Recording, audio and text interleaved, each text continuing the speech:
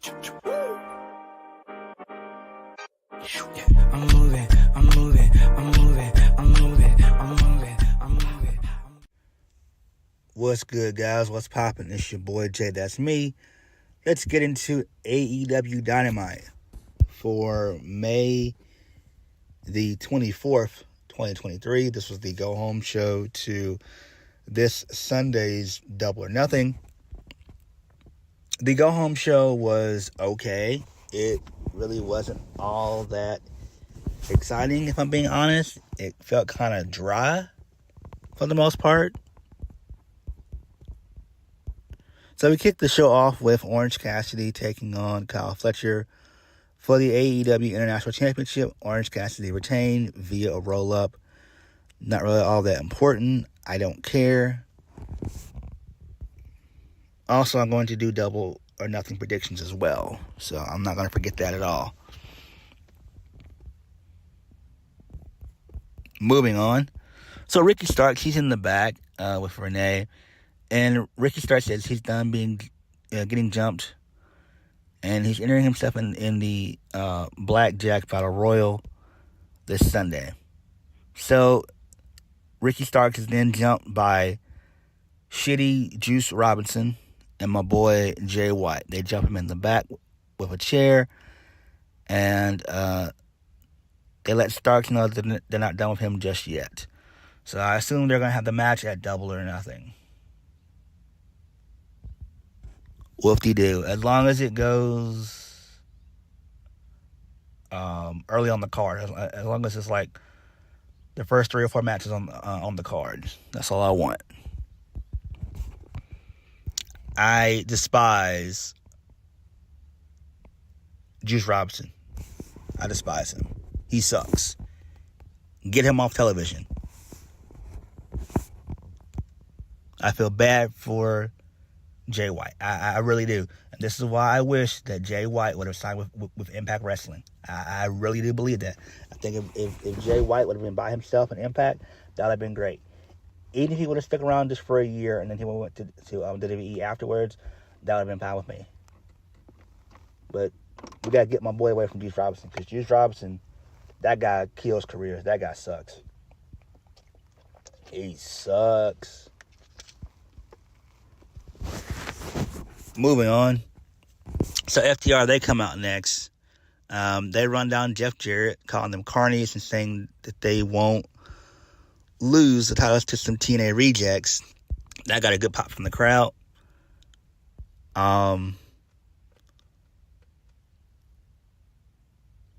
Also, I think Dax said Jeff should make sure he has job security with the Queen of the Mountain, not his bitch wife Karen.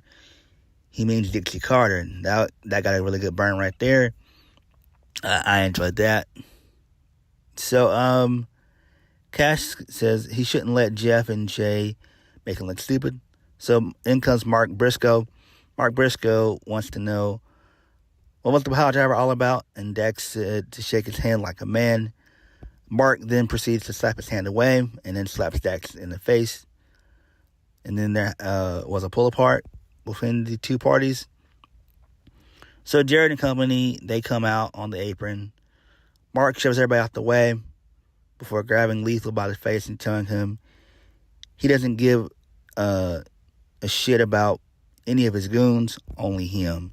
So that makes sense. I actually do enjoy that. Who knows? Maybe we could see Mark Briscoe turn heel. You never know. And align himself with Jay Lethal. You never know. Sanjay Dutt, we know he sucks. Satnam Singh is just there just to be there because, you know, he's from India. And then Jeff Jarrett just needs to really just be a backstage producer. Let's just be honest. Like, this isn't 2002 or 2005 or 2007. It's not that anymore. Get him off television. Get him off. Speaking of getting off television, please get Sammy Guevara the hell off of my television. Right the fuck now. Please. Please, Tony. So Sammy, he's in the back and says that he won't lay down for anyone. Ashton tells him the MJF said his offer still stands.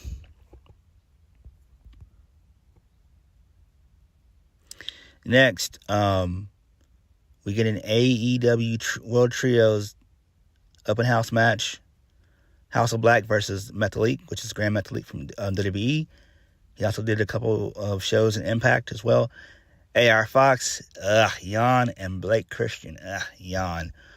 House of Black, they win. They tap everybody out. That's how it went. It sucks that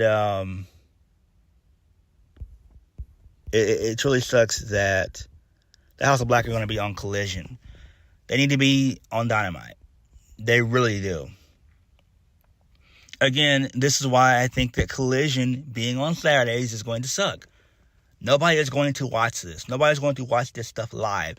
Sure, the numbers will be good for DVR and stuff like that, but they're not going to watch this stuff live.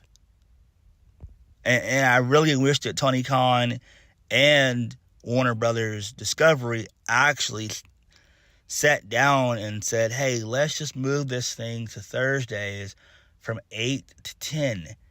That's the best way to go about it. You don't have anything on sports-wise right now.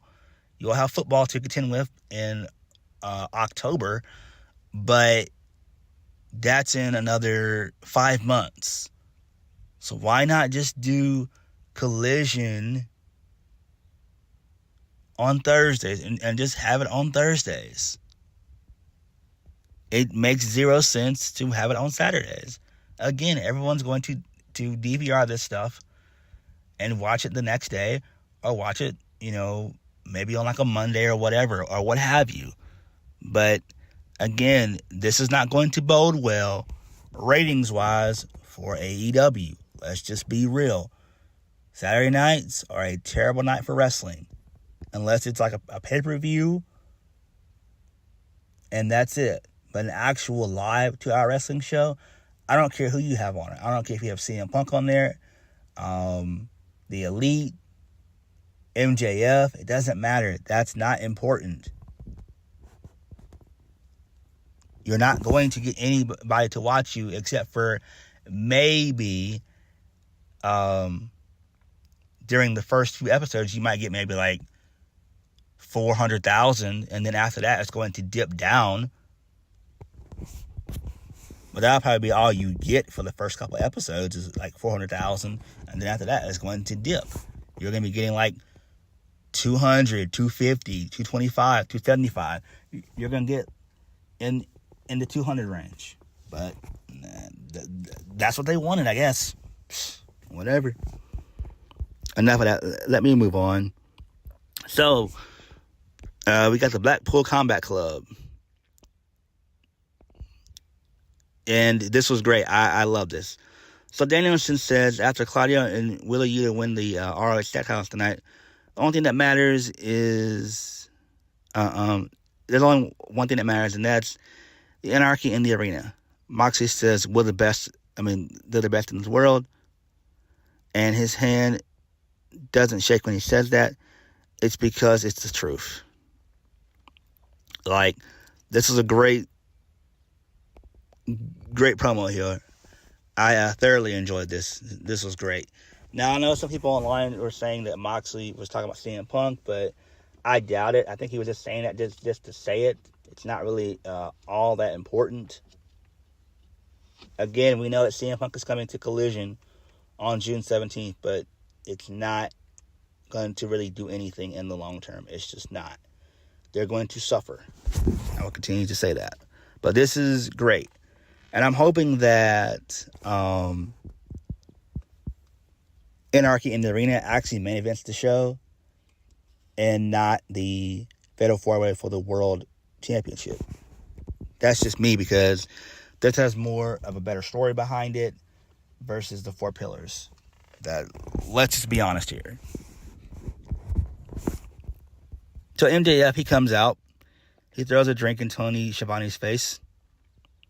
So MJF, he gets on the mic and runs down all of his competitors, but says all of his opponents have been here since day one, and all four men in the title match at Double Nothing had given the fans not just the best matches, but the best moments, and they aren't a part of AEW. They are AEW. MJF said he's kind of bored around AEW, and he's sick of the place. Sick of the lack of competition, the lack of complacency, and the fans not showing MJF the respect that he deserves. MJF reminds us that his contract is coming up soon, and there's no coincidence he's in a 4-way match where he doesn't have to get pinned to lose. MJF may take his ball and go home because it's his ball. He's earned it. MJF acknowledges the other guys are supremely talented, but none of them are on the level of the devil. And I do like that, which is correct. The only two marketable pillars are MJF and Darby Allin. Sammy Guevara, throw him into the sun along with Jungle Boy. Throw them both together in the sun. Seriously, they both suck. That's a fact. Not an opinion. It's a fact. Darby Allin, he then comes out, says that he moved from Seattle to Atlanta when he graduated high school in 2011. He said he used to live in his car. Oh my God, please stop going there. No one cares. We get it, bro. We get it. Who cares? Telling himself that he didn't deserve to leave that car until he made it as a pro wrestler. AEW has afforded Darby a lot of things. Skating with Tony Hawk, jumping his house in a car with Travis Passarano, and climbing Mount Everest next year. Darby isn't a mullible puppet, but he is taking MJF's title on Sunday, and he might just do it with a headlock takeover.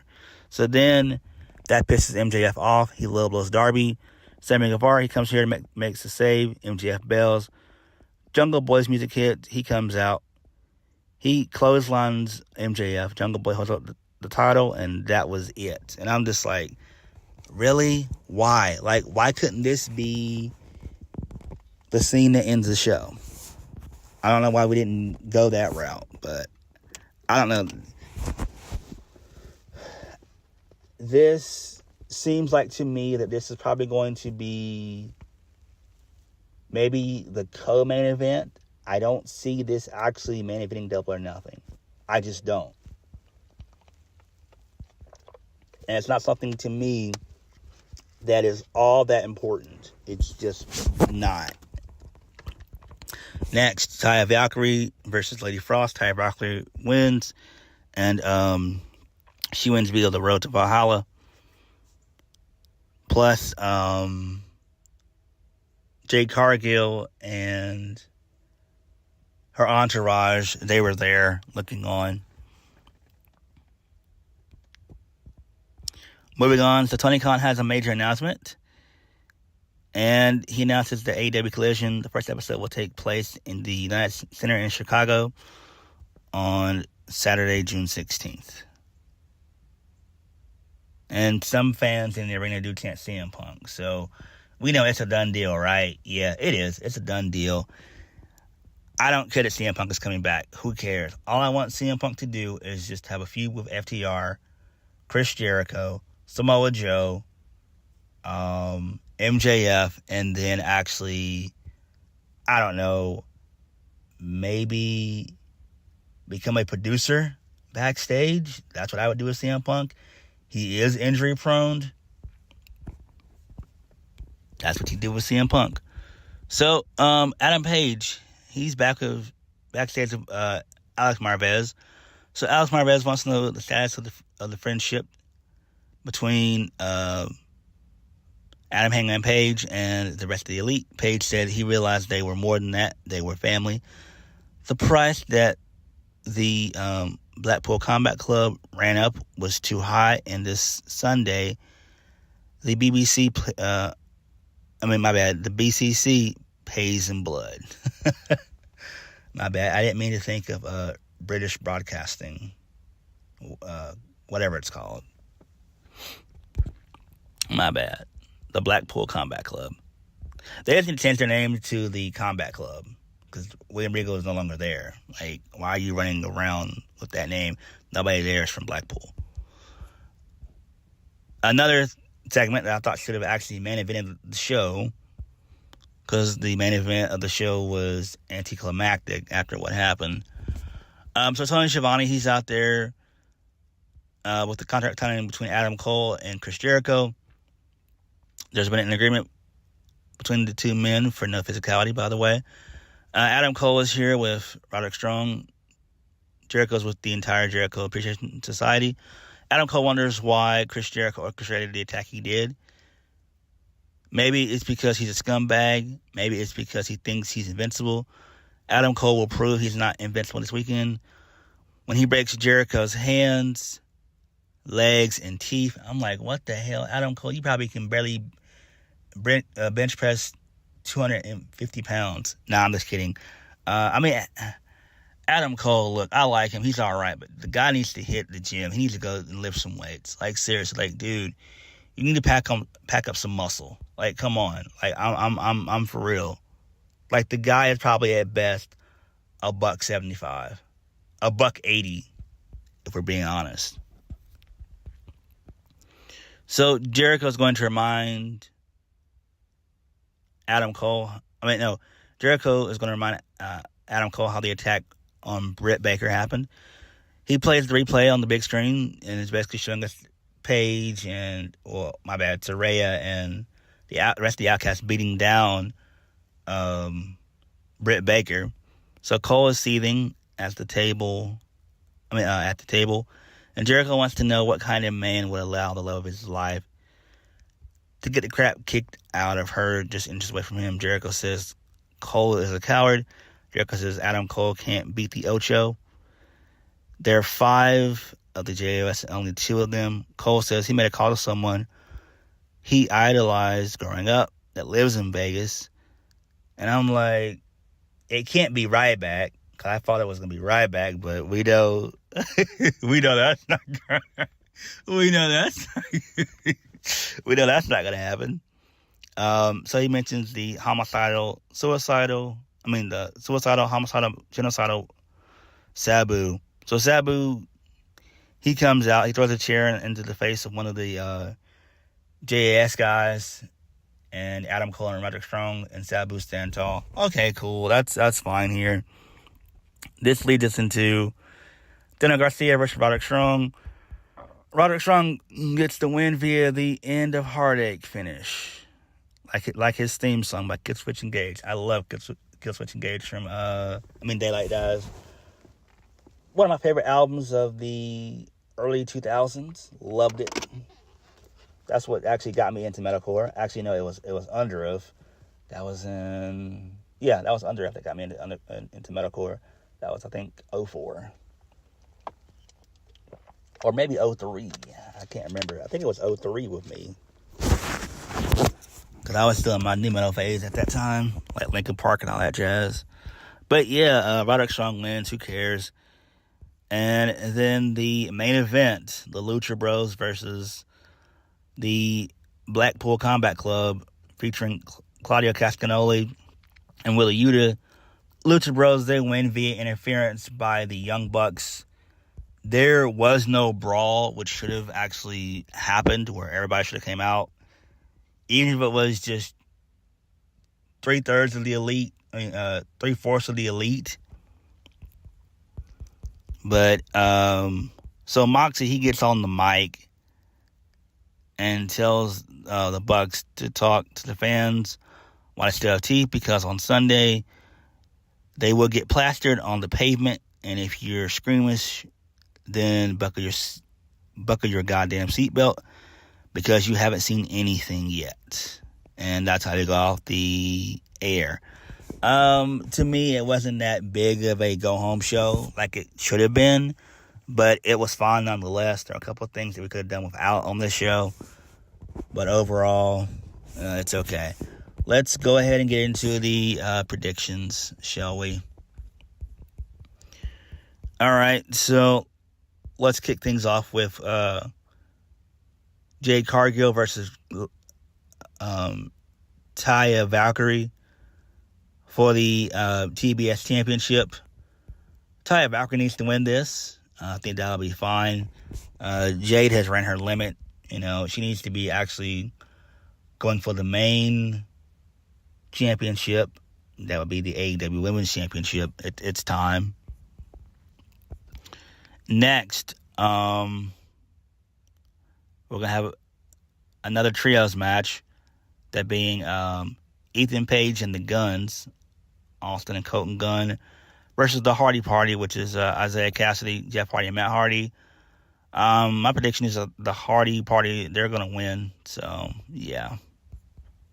I'm guessing that Mark Quinn is injured, I guess. He probably is. Next, the unsanctioned match, Adam Cole versus Chris Jericho. I assume Chris Jericho. Why? Not Chris Jericho. Adam Cole. It's a no-brainer. If Roderick Strong beats beats Chris Jericho, then why can't Adam Cole? Again, I'm still pissed off at that, and that just happened last week. That still infuriates me. That should have never happened. That pissed me off. Chris Jericho should have won that hands down. Adam Cole should have been the only guy to defeat Chris Jericho, not Roderick Strong. I'm just saying.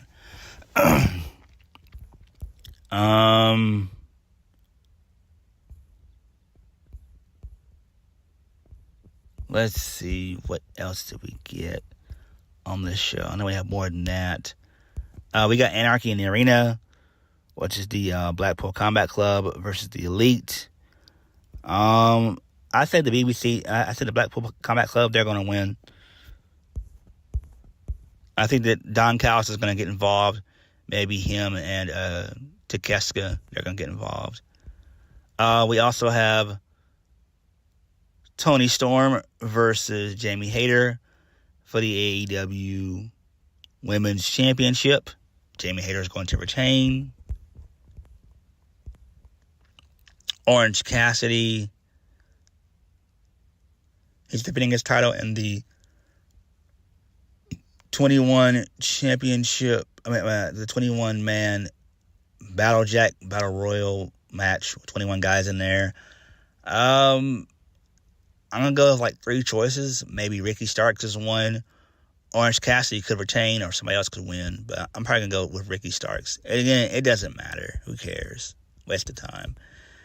And we got Wardlow versus Christian Cage for the AEW TNT Championship. It's in a ladder match.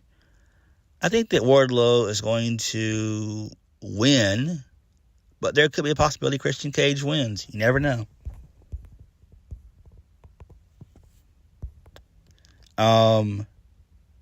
FTR versus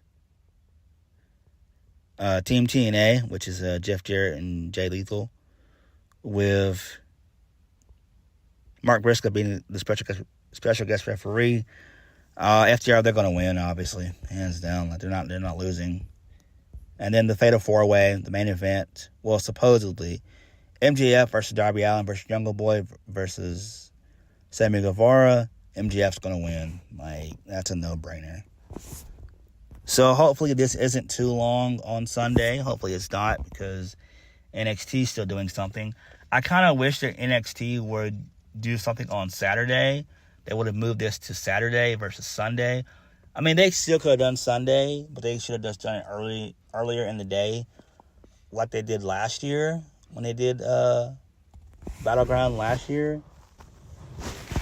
That would have been a lot better, in my opinion. I know this is live, but still, we still could have done this live. It just would have been earlier on in the day, or we could have done it, on Saturday night. You could have had Night of Champions in that probably around 4, and then at 8 do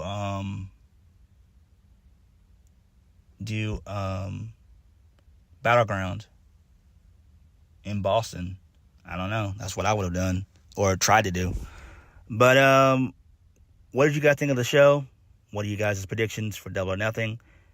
Are you gonna watch both NXT and Double or Nothing, or are you not? So thank you guys for watching. Please hit the like button, comment down below, and subscribe to my videos. I'll catch you guys later. Peace.